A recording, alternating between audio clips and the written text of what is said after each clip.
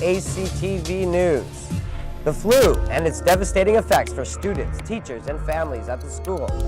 What does it mean, and find out how some are trying to combat it. And the minimum wage has been increased to $14 an hour. Will it give more disposable income to students? See what people are saying about Bill 188. And end of the year stress is coming to students. See what one student does to cope with it all. Plus, the latest events going on in Algonquin, and Randy Dash gives his opinion on all things Algonquin. This is ACTV News. Welcome to our viewers in Algonquin and around Ottawa. From a runny nose to a cough and a fever, this year's flu is on track to be one of the most severe. Even with an early vaccine that was available, experts warn that it could not prevent the flu and its symptoms entirely. Now, some of you may be wondering, is this the worst flu season since the notorious H1N1 in 2009? Well, worse can be deceiving, but some experts warn it could be a close second, given the length and severity of the strain. But while it's true that this is a particularly nasty one, you should absolutely be taking precautions, and we're not yet at historic levels. In 2008, we're seeing more of the H3N2 than any other strain, and this year is what the dominant strain tends to be, and that's worse. Just like during the horrible 2014-15 season, we saw an estimated 34 million people come down with the flu. This is compounded by the fact that most colleges are particularly susceptible to the flu. Here's Andrew with more. The common cold, the flu, they're breaking off into newer and stronger strains. What are Algonquin students doing to protect themselves? I'm actually a registered nurse. Oh, wow. Yeah, so it's mandatory for me to do a flu shot and everything. So I was very sick last December, and I had the flu shot. Okay. And it was horrible. One in a couple of days for just my program purposes. So I haven't done it yet. I have not gotten my flu shot this year. I opted not to. Students and teachers aren't too worried about germs, and this is what they're doing to combat the threat of sickness. Okay, just stay healthy, drink water, eat lots of vegetables and fruits, and then just live life and be happy. It's absolutely wash your hands before you eat, and after, and sleep, rest for your immunity. Yeah, eat good food, yeah. Well, I'd like to say if you don't have the flu and you're healthy, get outside, enjoy the weather. One of the great things about being in Ottawa is the canal. It's a great season for it. Winterlute's just started, so take advantage of the outside because you get your vitamin D and it's good for the soul. Everyone seems to agree on simple yet effective approaches to staying well. With a positive attitude, we'll survive this winter season. Andrew Johnson, ACTV News. I could definitely identify with that. Now, Bill 148, which raises the minimum wage to $14 an hour and provides other benefits for workers, is having mixed results with students.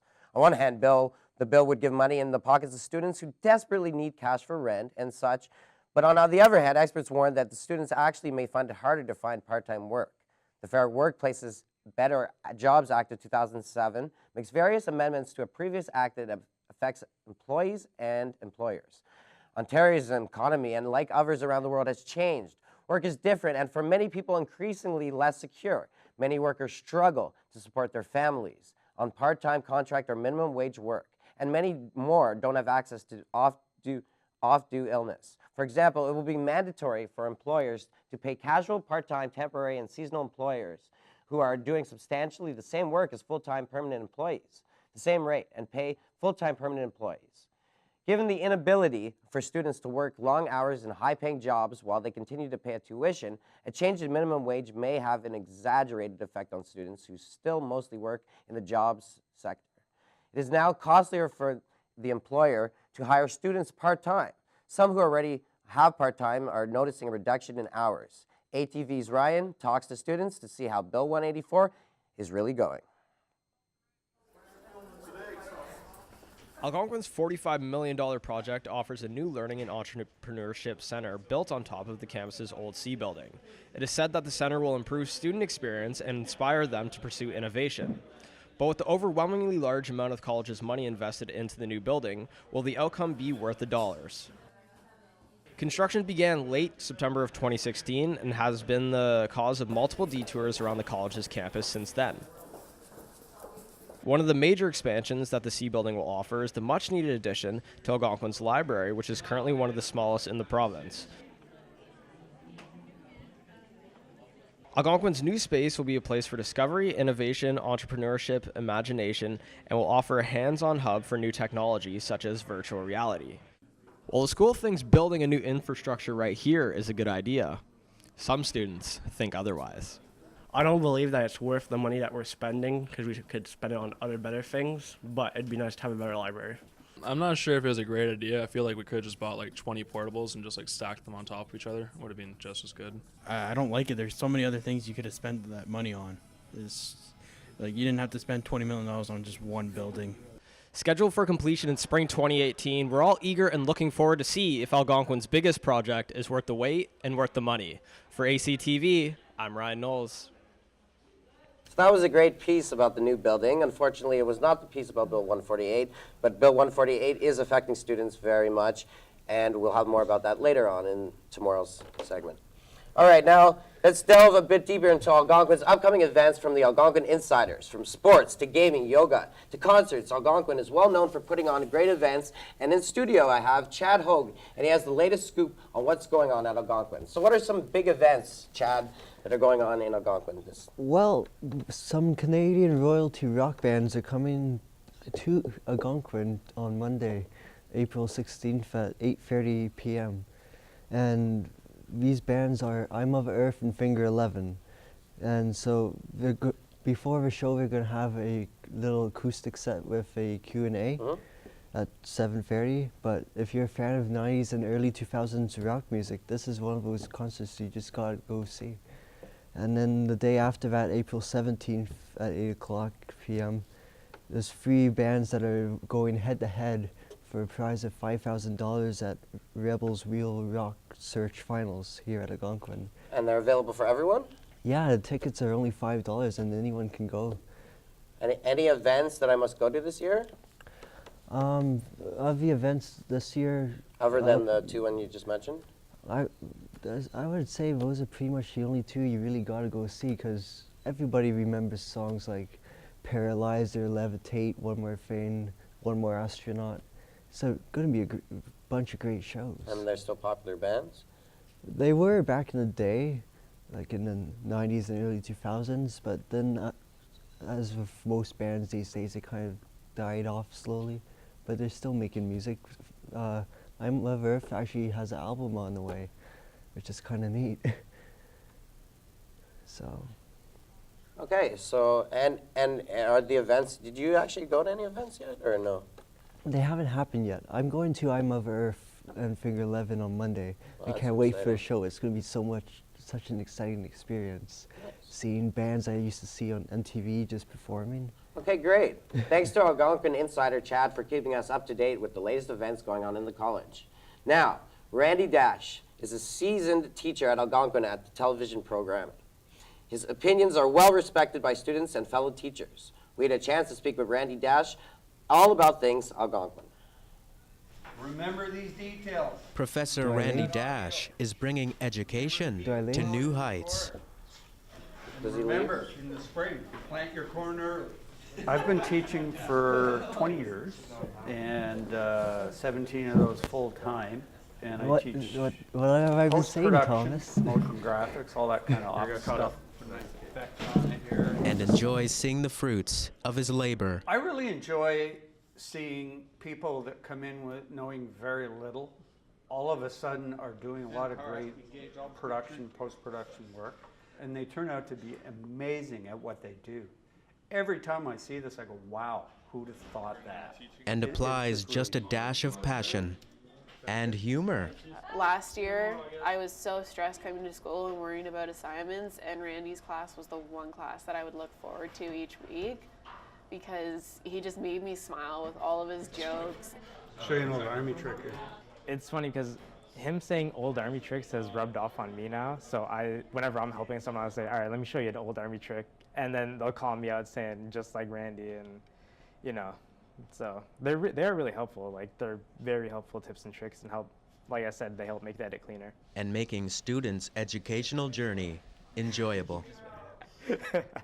in seeing the students that really get into a certain thing, and if that's my zone, it's great because then we can move on from that, and it happens every year.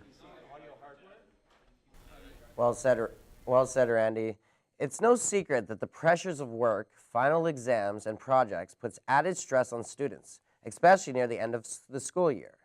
Many students find it difficult to cope mentally and need extra support.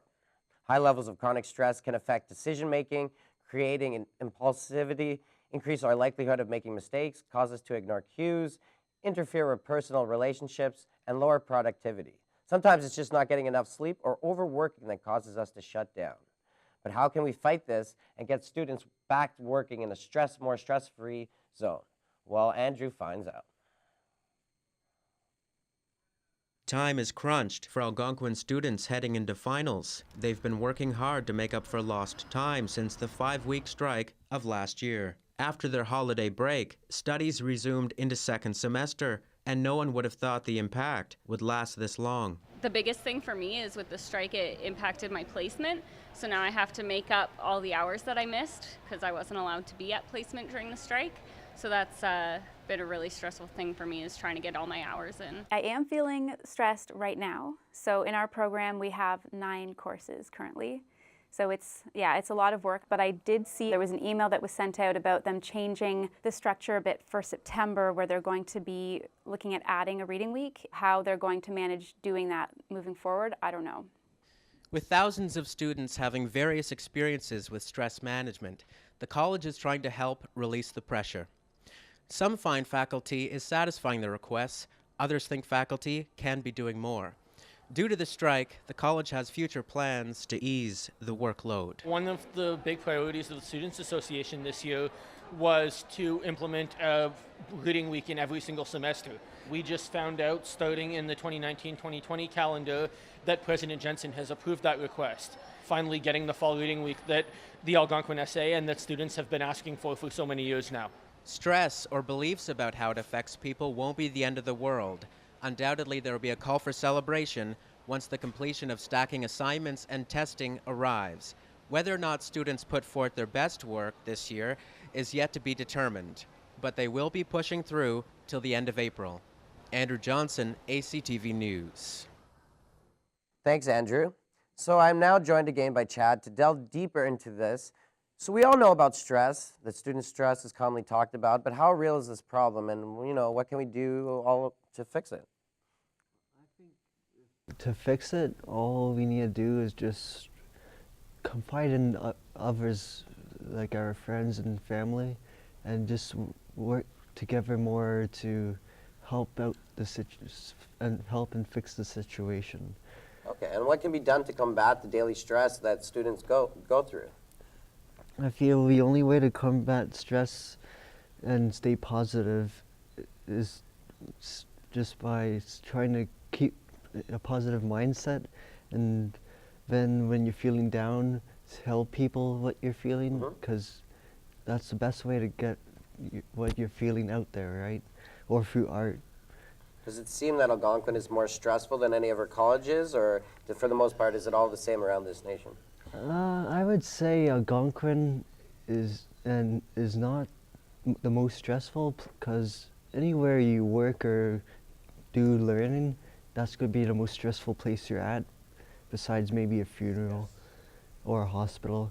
But any places like that, they're all as stressful as each other, but in different ways, kind of. And what are some misconceptions about stress? We always hear about stress, but what are some misconceptions about stress? Well, some people believe that stress is caused by a lack of initiatives or responsibility for their own actions, or because of procrastination, which some of that can contribute, but it's not exactly the real reason. Okay, so stress is obviously very big deal here.